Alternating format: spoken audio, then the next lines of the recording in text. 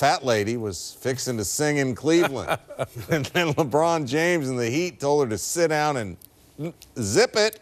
Just when it looked like Cleveland might end the Heat streak in the city that James left behind, he gave them a powerful up-close look at what they've been missing since he rolled to Miami. The Heat had won 23 in a row, second longest win streak in NBA history, but they had to wait a while before they could get their shot at number 24 underway. You see, they're chasing the 71-72 Lakers, but wait, there's a problem. LeBron James noticed a liquid dripping onto the floor. They figured out that it was a cooling agent coming from the scoreboard. And, well, you don't want to play on a wet court.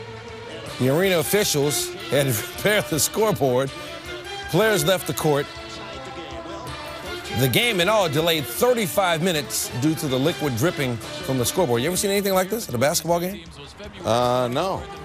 Usually it's from the floor, from the hockey ice. Yeah, the delay 1 more minute than the Super Bowl power outage in case you were keeping score. Kyrie Irving out with an injury. Deion Waiters and Anderson Varejao also out, so Cleveland missing its top 3 scorers. James throwing it down, and then later in the first quarter, James, hey, remember me? Second quarter, though, Cavaliers on a run, up 41-33. They started getting a little bit from everybody. C.J. Miles, he had 10 points, 8-0 run for Cleveland. Sean Livingston, he had 14 points, 12-0 run for Cleveland. Later, Livingston to Tristan Thompson, he had 18, 14-0 run for Cleveland. And then Miami's still struggling. James, call for traveling. Cavaliers still not done. Wayne Ellington, he had 20, 16-0 run for Cleveland. Later in the second, Alonzo G beats James baseline. He had 10, a 19-0 run for Cleveland. Cavaliers close the half on a 19-1 run. They're up 21 at the half. 6 players in double figures for the game. So now, time for the halftime report. The Cavaliers plus 15 rebound differential, plus 10 points in the paint. James, Wade, and Chris Bosh, 15 combined points with 6 for 18 shooting. Heat's 21-point deficit, the largest at the half this season and the largest during the win streak. All right, let's get you back out to Cleveland now for the second half. Third quarter, Thompson knocks down the jumper. Cavaliers by 23. What is going on here? Tyler Zeller, he had 12. Heat down 27 after the free throw. So he was fouled on that play, but the Heat come back. Chris Bosh, 11 points for him, down to 24. Shane Battier, open for 3. Bang, bang, bang, Heat down 20. Battier's job, hit threes and play defense, and he was on his job. Knocks down another 3, and then Battier again, 3 for 7 on threes. It's a 12-point game.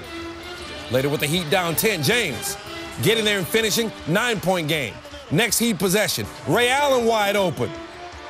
6-point game. End of the third, the Cavaliers just need something good to happen, and Daniel Gibson knocks down a triple. The Cavaliers as a team 7 for 21 on threes. Heat back down 9. Fourth quarter, though. James, 3 for 7 on threes. Back to a 5-point game. In transition, he can't finish, but he stays with it. And persistence pays. 3-point game.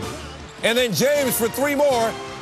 Game tied at 77, and things just got real at Quicken Loans Arena. 37-10 run for the Heat in 8 minutes and 37 seconds. Here's James on his team and its comeback. He was down 27, I think, with 18 minutes left in the game. That's a lifetime in a basketball game. So you're not packing it up at that point. I know I'm not.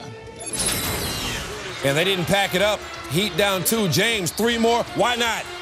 He had 25 points. And then James kicks it out to Ray Allen, who knocks down another triple. James also had 10 assists, 12 rebounds, led his team in all of those categories, and messed around and got a triple-double. Later, Mario Chalmers for 3. Heat up by 7.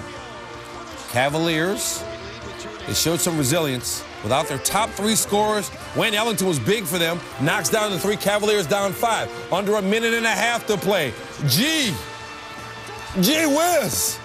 Cavaliers down just 3. Heat looking for the dagger. James feeling it, but that won't go. Cavaliers get the rebound. Ensuing possession, Thompson fouled on the baseline, made both free throws. It's a 1-point game. Heat with another chance to extend their lead, but Dwayne Wade not able to hit the step-back jumper. Quiet night for Wade. He had 11 points and 4 for 11 shooting. Cavaliers get the rebound. Chance to take the lead. Ellington creates some space. Ball goes out of bounds. Ruled Heat ball. The play was reviewed, so We review it as well. James and Thompson each get a hand on the ball. Tough to tell who touched it last. So the call stands, and it's Heat ball. James hit a pair of free throws, last chance for the Cavaliers. Down 3, 4.7 seconds to play. Looked like they were trying to get it to Ellington, but they got it to Miles with Battier on him. No, sir, and the Heat come back from 27 down to win it by 3. That's 24 in a row. This beat us pretty good, but I knew we still had a lot of time. And I know us as a team, we can make a run. We never panicked. We got frustrated a little bit just because they were making shots. We weren't making shots like we know we're accustomed to doing. We weren't getting defensive stops like we know we're accustomed to doing. So we got a little frustrated, but we didn't get rattled and we didn't panic. And it's just been us all year. That was the only way we was going to be able to get back into the game if we got stop after stop after stop. I mean, they played extremely well. They pushed the tempo all game and try to run us a lot. So in order for us to get back into the game, we had to get stops. And once we started to do that, our offense started to click as well. Getting blown out crossed my mind a couple times, like, this is the reunion tour, and, I would be the only guy that take an L on the reunion tour. So, I had to dig down. Just a will to win. Yeah. Just a will to win, and, you go out there, you stick to your principles, and you just try to, go as hard as you can and, see what happens. One of the most bizarre, unique days of my life. Probably the best comebacks I've ever been part of. You can't play not to lose a basketball game. You got to play to win. And if you play to win, you're going to stay aggressive. And I think in all those games that you mentioned, there was a point in time, 5, 6, 7, 8 minutes, that we were kind of passive on our heels. Looking at the scoreboard, hoping that the clock would run out. You got to go for it. That's the bottom line. They didn't being champions last year. They're not going to lay down. That's championships don't lay down, even when they're down by 20. We knew they were going to make a push, and guys for them made plays. So you got to give them credit.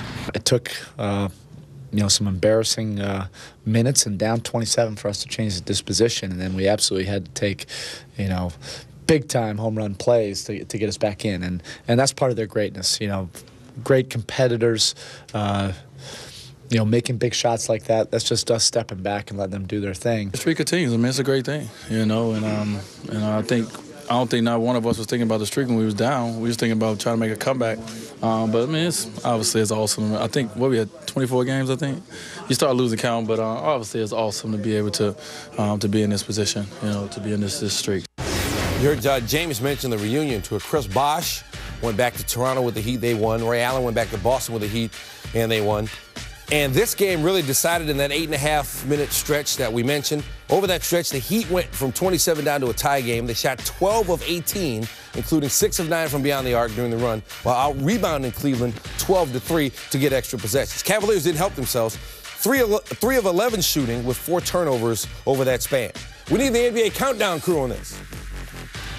Okay, guys, bizarre night in Cleveland. The Miami Heat extend their win streak to 24 games.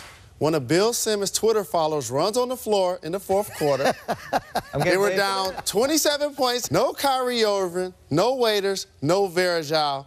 While this Miami Heat team are predictable, I guess they're still unpredictable as they keep it going. Remember the movie Seabiscuit when Tobey Maguire was talking about holding Seabiscuit back so that he could look in the eye of the opposing horse, get that competition feeling, and then take off? That's what the Miami Heat remind me of. They've got to be challenged in a ball game. They've got to see what their opponent can bring. Once they're challenged, then they turn themselves loose. They ratchet up their defense. They start moving the ball offensively, start attacking the basket. Teams don't have answers for that. They're too athletic and too strong whenever they turn things up. Kurt, first of all, how dare you bring up a sports movie reference? That's my territory. You should know. I should at least. Sorry for stepping on your toes, Bill. I apologize. I honestly think this is one of the most amazing things I've ever seen in sports. I never thought anybody would seriously challenge the 72 Lakers. The reasons why the Lakers won all those games had a lot to do with what happened in the league at that time. The league had, I think, 9 teams in 1966, 17 teams in 1972. The ABA had come and taken some players. It was really diluted. This league is not diluted right now that we have. I would say 25 of the teams are a tough matchup any night. And just to be able to do this night after night, they've won, 48 days? They've won 24 games in 48 days. It's basically every other night. It's amazing. And I think You don't have to be a Miami fan or a Cleveland fan or whatever. Everybody who's an NBA fan was watching that game tonight. It was incredible. This is so terrific for the league. Here's why. If you buy a ticket to a Miami Heat game, they show up. They're star players. It's a great point. They role players. The best player in our game, LeBron James. And everybody feeds off of that because he's an inclusive type of player. Right. He's a triple-double waiting to happen. He can still get you 30-plus points. Normally, one of your best players is your leading scorer. And sometimes that guy takes a lot of bad shots. No, but this guy continues to keep everybody involved, and he's efficient. When you look at LeBron James, in the second half, 19 points, 10 rebounds, 7 assists. What player in the NBA wouldn't want to have that for a 48-minute as a stat line? And the thing about LeBron, I think he needed that extra hook. Like, you know, you always talk about MJ versus LeBron. MJ's the best player ever. But if LeBron wins back-to-back and they challenge this Lakers streak, and with the way he's been playing on both ends, he played all 24 minutes in the second half, would not let them lose. It's a discussion at this point. So will they do it, Kurt? You know what? The only team that they've got standing in their way is the San Antonio Spurs. Chicago with no Derrick Rose, the Spurs are the only team that can really beat them. This is really terrific for our game. I think the Spurs end it, but I love it. I hope it keeps going. They got to get a healthy Tony Parker. Stay tuned. LeBron, pull-up three. It's good! And Miami has tied the game at 77 with a 37-10 run. Yes, you have to have heart for a comeback like this. Coming up, more on the Heat's comeback to keep the streak alive. Tim Legler with more on how and why Miami made it happen. That's later on SportsCenter.